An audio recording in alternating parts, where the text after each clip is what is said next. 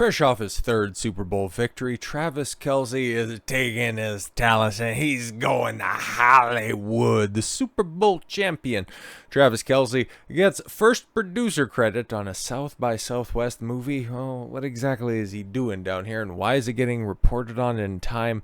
I understand that he has a famous girlfriend, but the first time movie producer getting a write-up in time? Oh, don't worry. This rabbit hole runs quite deep. Travis Kelce is already making movies in Hollywood. The Super Bowl champ has his first executive producer credit for a new film that will have its world premiere in March at South by Southwest Film Festival in Austin, Texas. My Dear Friend Zoe is described as a darkly comedic drama about a U.S. Army veteran, the dead best friend she can't let go, and her estranged grandfather. Sounds like, well, a movie. Film stars Ed Harris. Oh, it's good. Hey, it's, at least got one name that I recognize, and somebody who's quite good. Sonequa Martin Green. Okay, it drops off precipitously from Ed Harris. And Natalie Morales, who are all credited as executive producers alongside Kelce. Okay, directed and co-written by Kyle Houseman Stokes, My Dead Friend Zoe will debut on March 9th. Why are you desecrating that holiest of days? At the festival, it does not yet have a distributor in place for wider release, but given the fact that, well, it's got Ed Harris, and I don't know what he has left in the tank, but he always delivers a good performance, okay, and the name of Travis Kelce, and then through extrapolation, like it points out here, Travis Kelce, whose high-profile romance with, yes, Taylor Swift, we gotta talk about her again, has sparked a frenzy, has hinted about plans to dip his toes into entertainment following his Saturday Night Live appearance last year. I didn't know about that, nor did I really care. Last week, before the Super Bowl, the LA Times that he's been focused on football, but there's definitely Hollywood talks out there. And yeah, there was also talks of him just, kind of delving into retirement, but we're going to have to wait for kind of a joint brother announcement on that one, because it really seems like his brother Jason was also having second thoughts about that. But we'll talk about that at a later date. But, this is kind of a bad sign. He said, personally, I preferred the genre of comedy. I'm comedy all the way. I just like to have a fun time and make people laugh. Yeah, when you have to say that you're a comedian, you are in fact no true comedian. But why all the fanfare for this? You can kind of see by, just the loose association that if Time has the opportunity to, write about Taylor Swift, well, they're going to take that opportunity. But it's also another name that should technically be in the credits as well. And, well, Travis Kelce is only making a film because he's getting the helping hand of President Biden. Not specifically, not pointedly, but he is taking advantage of green energy tax credit. Like, what? Okay, so it's a comedy story about U.S. Army veteran getting haunted by the ghosts of his past, and it involves green energy. Like, what are we doing here? It's just laying bare obvious the entertainment to White House pipeline whenever a Democrat's in charge. Oh yeah, very, very well taken advantage of. Three-time Super Bowl winner is ready to champion Hollywood. Travis Kelce is a producer on the indie film My Dead Friend Zoe, and he will also be doing so with the help of President Joe Biden. Renewable tax credits, Variety reported Tuesday. Kansas City Chiefs player 34 is an executive producer on the dark comedy. And Morgan Freeman's attached to this? It's a little bit more than an indie flick, but okay, and costs less than $10 million to make. Interesting. The war drama written by Kyle Houseman Stokes, AJ Bermudez. That name sounds familiar.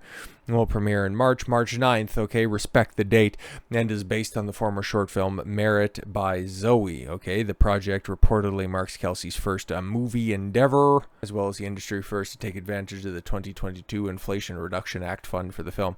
Oh, that's okay, I kind of it makes a lot of sense as to why that specific story was adapted for further screenplays. Yeah, obviously.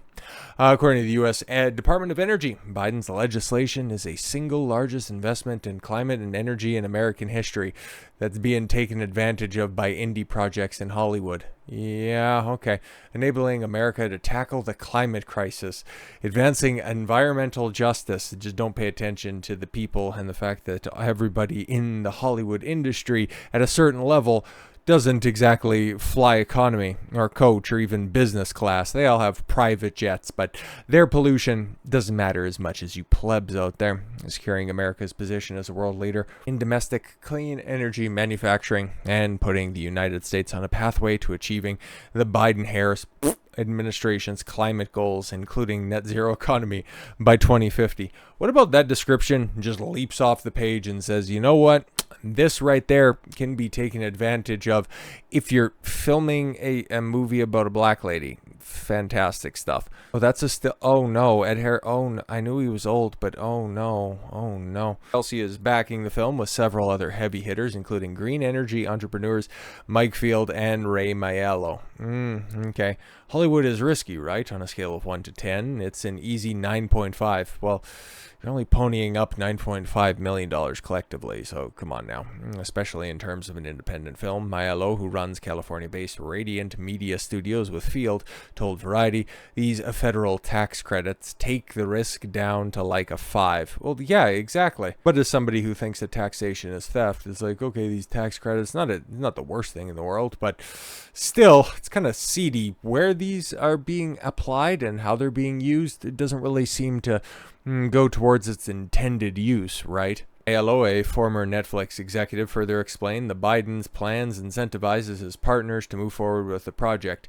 And oh yeah, right, if it wasn't so obvious, and especially during the early stages of the Biden presidency when masks and Hollywood promoting said masks was all the rage, if it doesn't obviously connect the two parties even more at the hip, I really don't know what will. Biden saw that people can't plan with their tax liabilities are going to be. People don't want to take risks. And so he really opened up these federal tax credits, and we're combining that with Hollywood. That's an idea, the film's producer said.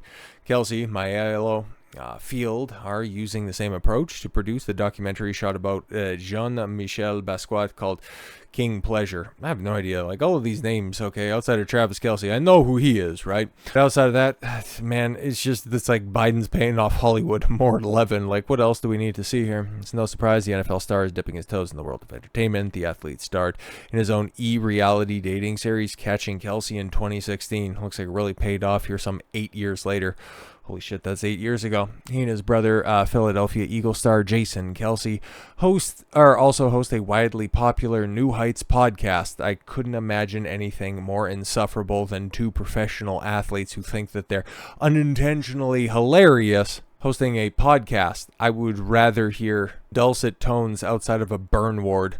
Travis Kelce's agents have been preparing for his inevitable rise to fame. Yeah, I wonder why. Hooking him up with Taylor Swift. Oh, no, I'm sorry. Long before his high-profile relationship with Taylor Swift, right? Not a coincidence at all whatsoever.